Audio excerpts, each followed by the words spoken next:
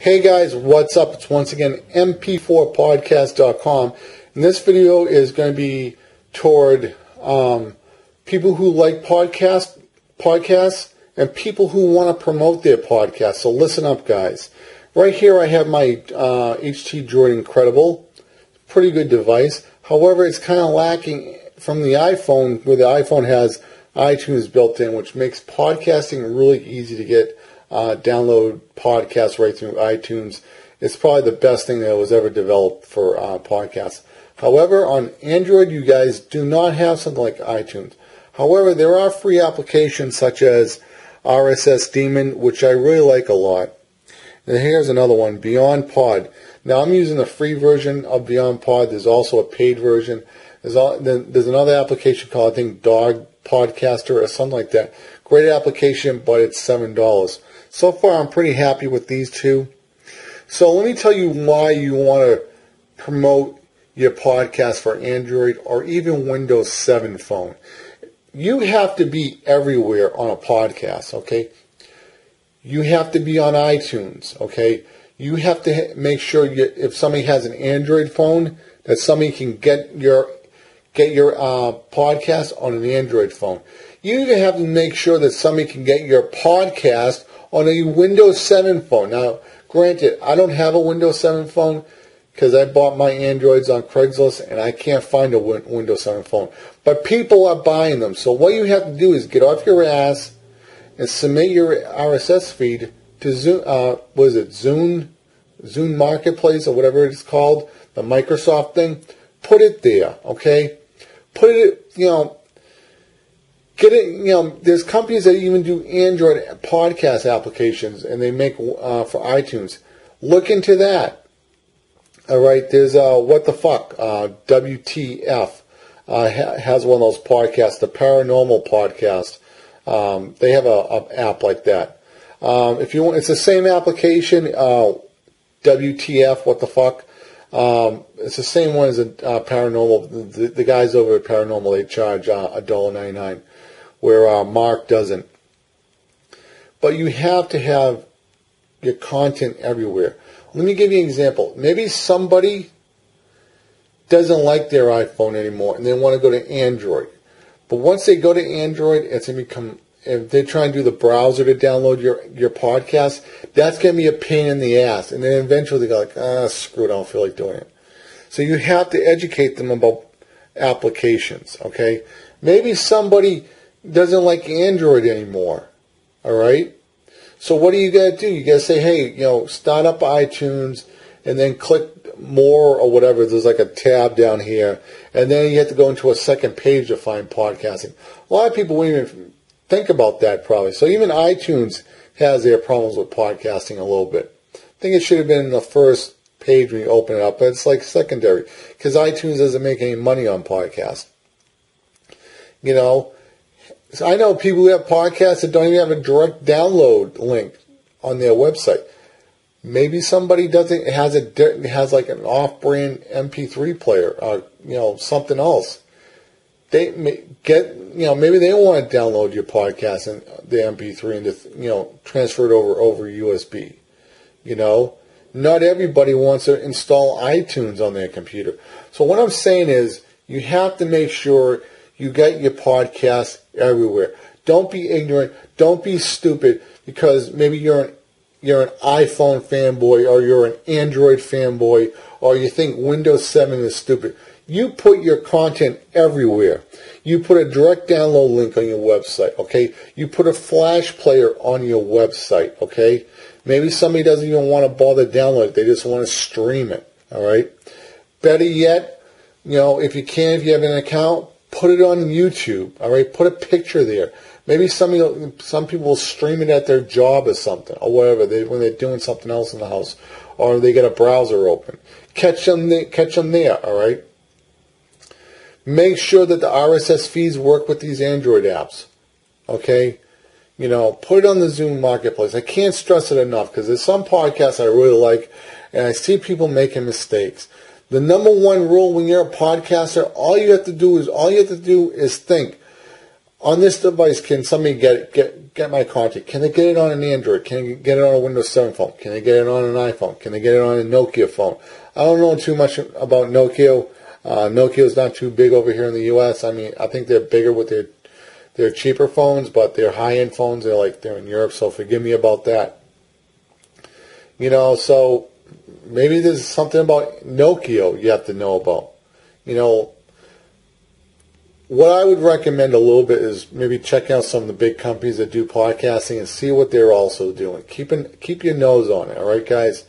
So I'm hoping this video is going to help some people because I see a lot of mistakes, okay?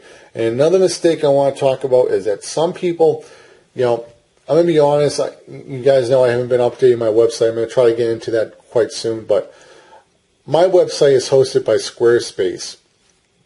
And I believe their servers probably aren't the best for serving MP3s. They seem to be kind of slow. I try to download some stuff from other podcasters who I think they're using the Squarespace server. I'm going to give you a tip. Listen to Kevin Smith's Smodcast podcast, okay? All right. That guy is on top of his game when he talks about podcasting, and I'm going to tell you why. All right, now listen up and make sure you guys remember this, because I know this is a little bit of a rant.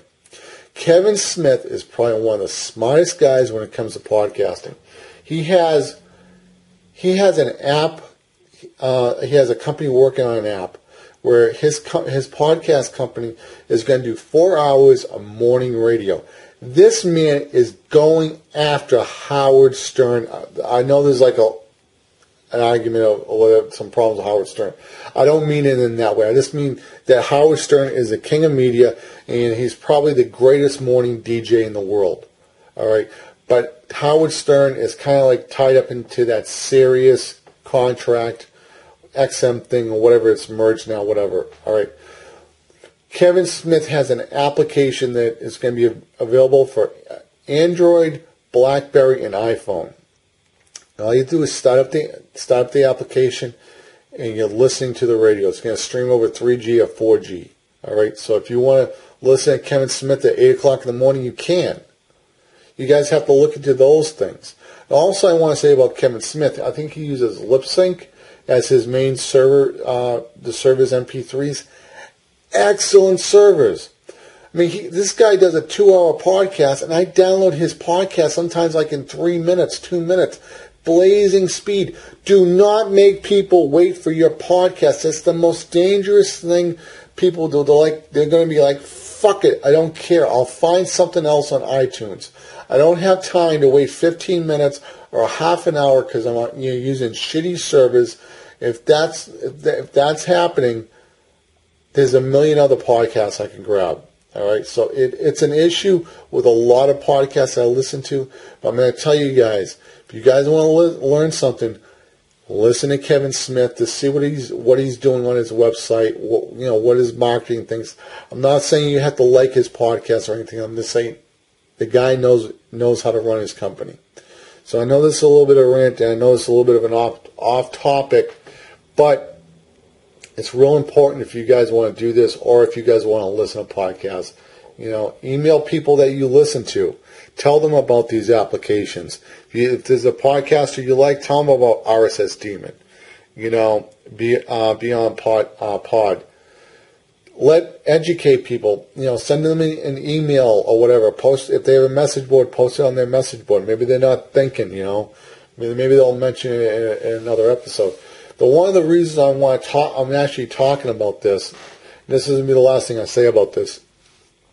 A few years ago, iTunes used to be the biggest place to go for music.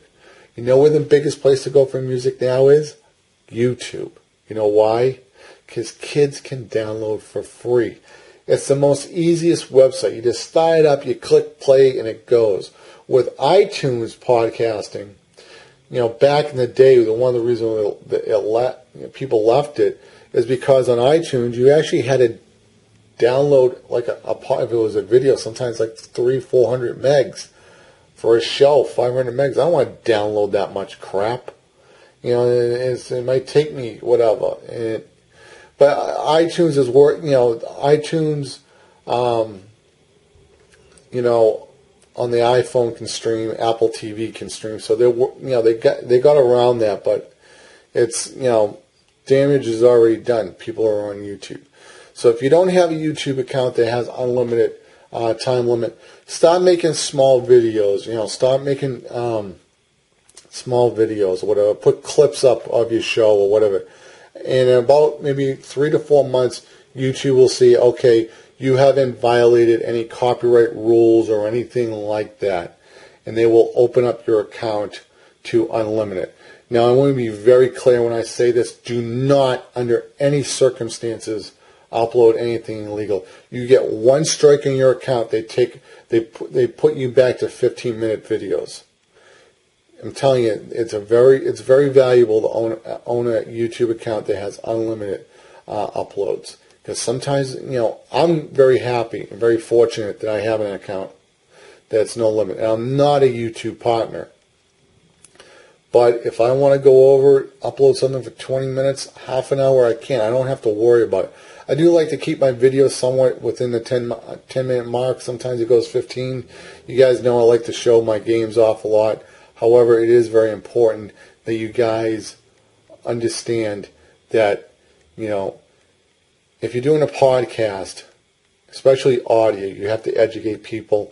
Put it everywhere. Put your podcast on YouTube. You want to make a little bit of money, you get people going to your website, you can upload it to blip.tv and embed it on your website. All right? But don't upload stuff to Blip hoping that some people are going to go over to Blip. Nobody goes to blip.tv. All right? Nobody does. Only two things that are really good about, three things. One, you can embed videos on your website if you get traffic. Two, they give you iTunes server space. So, you upload to Blip, it'll go to iTunes. Three, I think they can also shoot it over to Vimeo and YouTube. So they got some benefits over there at Blip.tv. Anyway, guys, sorry about the rant. I just wanted to help some people out there, help you guys if you're like listening to podcasts, or if you're interested in starting a podcast, or if you have a podcast. This is very important, guys. All right, guys, once again, MP4 podcast. Tune in tomorrow for some more crazy apps. And I swear to God, tomorrow's video won't be that crazy. All right, guys, take it easy. Bye.